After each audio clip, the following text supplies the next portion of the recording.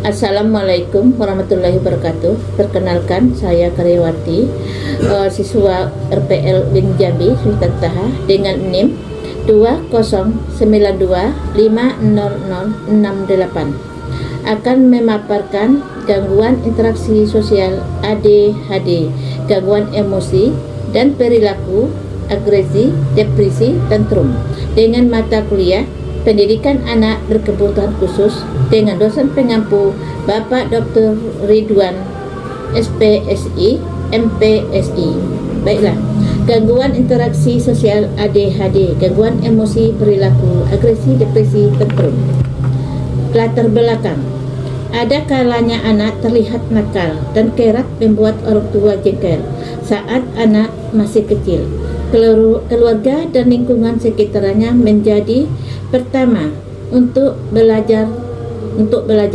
Tak heran jika ada istilah yang menyebutkan kalau perilaku anak adalah cerminan kepribadian orang tua.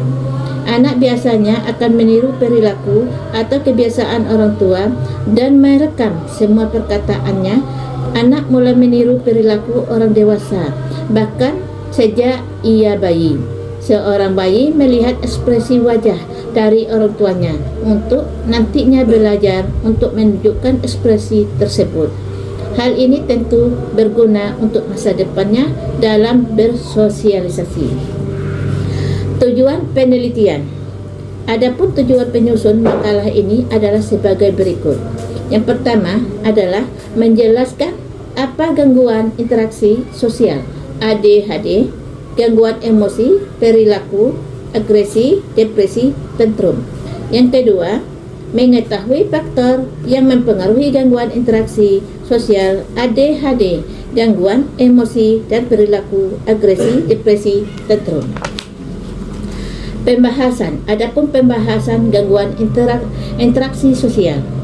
Gangguan interaksi sosial adalah penurunan, hambatan, atau ketidakmampuan seorang dalam menjalin hubungan timbal balik yang sehat dengan orang lain atau lingkungannya. Gejalanya meliputi kecenderungan menyendiri, sulit berteman, berperilaku tidak kooperatif, atau kurang responsif. Kondisi ini sering dikaitkan dengan faktor. Ciri-ciri gangguan interaksi sosial ada 6. Yang pertama, perilaku menyendiri, lebih sering asik dengan dunianya sendiri. Yang kedua, sulit berinteraksi, ketidakmampuan untuk memulai atau mempertahankan percakapan. Yang ketiga, tidak kooperatif dengan atau tidak mampu diajak bermain atau bekerja sama. Yang keempat, respon minim, tidak responsif saat diajak berinteraksi atau dipanggil. Yang kelima, perilaku agresif, muncul perilaku kasar atau tidak biasa. Yang keenam, hambatan komunikasi, contohnya adalah perilaku ekolalia, meniru ucapan, atau mutisme atau diam. Langkah penanganan. Jika melihat tanda-tanda gangguan interaksi sosial pada anak, sangat disarankan untuk melakukan deteksi dini melalui tenaga profesional. Yang pertama, konsultasi dokter. Temui dokter spesialis anak untuk memeriksakan lebih lanjut, termasuk penggunaan instrumen screening seperti kuesioner masalah mental emosional. Yang kedua, terapi keterampilan sosial, mengajarkan anak cara bekerja sama dan berinteraksi secara bertahap.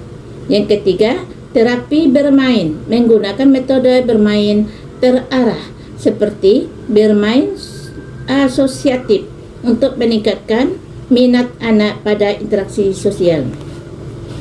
ADHD, Attention Deficit Hyperactivity Disorder. ADHD merupakan gangguan pada perkembangan saraf yang umum, ditandai dengan adanya masalah persisten dengan hiperaktivitas, impilis atau kurangnya perhatian. Faktor penyebab ADHD. Yang pertama, genetik. Sepertiga dari anggota keluarga pada studi gen.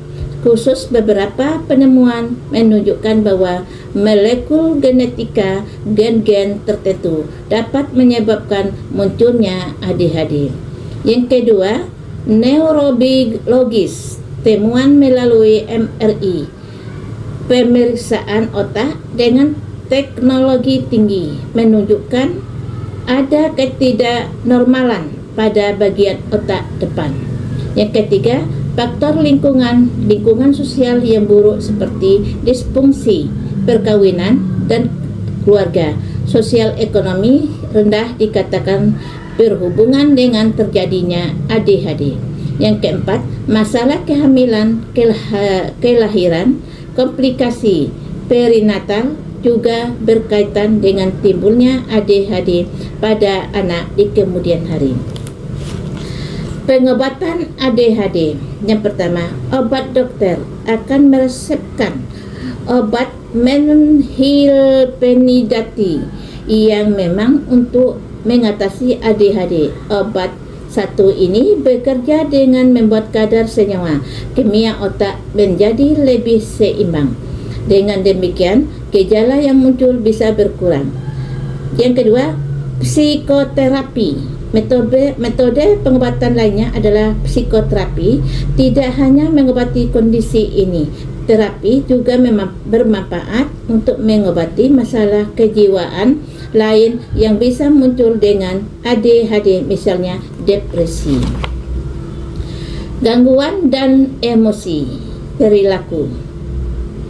Gangguan emosi dan perilaku atau GAP adalah kondisi kesehatan mental yang ditandai dengan kesulitan menetap dalam mengatur emosi, suasana hati, dan tingkah laku yang secara signifikan mengganggu fungsi sosial, akademik, atau interaksi sehari-hari. Masalah ini sering muncul pada anak-anak remaja, berupa tantrum, ekstrem, agresi, atau kecemasan, serta dipengaruhi oleh faktor biologis, genetik, dan lingkungan. Mengatasi gangguan perilaku pada anak.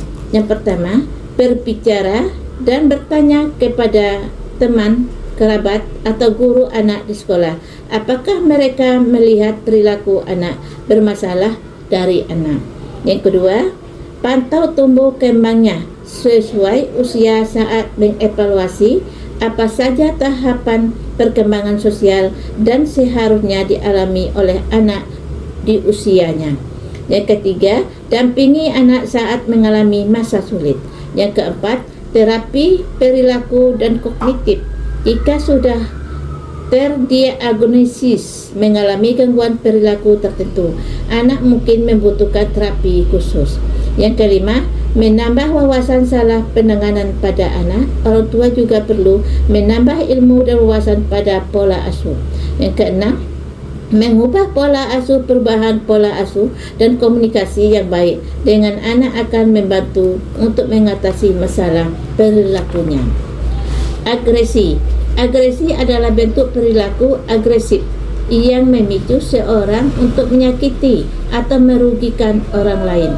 Perilaku ini bisa berdampak besar dalam kehidupan individu maupun masyarakat secara keseluruhan. Ada beberapa hal yang memicu seorang untuk melakukan agresi, mulai dari konflik interpersonal, perasaan, frustasi, hingga pengaruh lingkungan. Depresi adalah sebuah kondisi kesehatan mental yang ditandai oleh perasaan sedih yang berkelanjutan, kehilangan minat terhadap aktivitas yang sebelumnya dinikmati. Depresi adalah sebuah kelainan suasana hati yang mempengaruhi pikiran, perasaan, dan perilaku seseorang. Adapun juga tantrum. Tantrum dapat didefinisikan sebagai ledakan emosi yang intens dan tidak terkendali.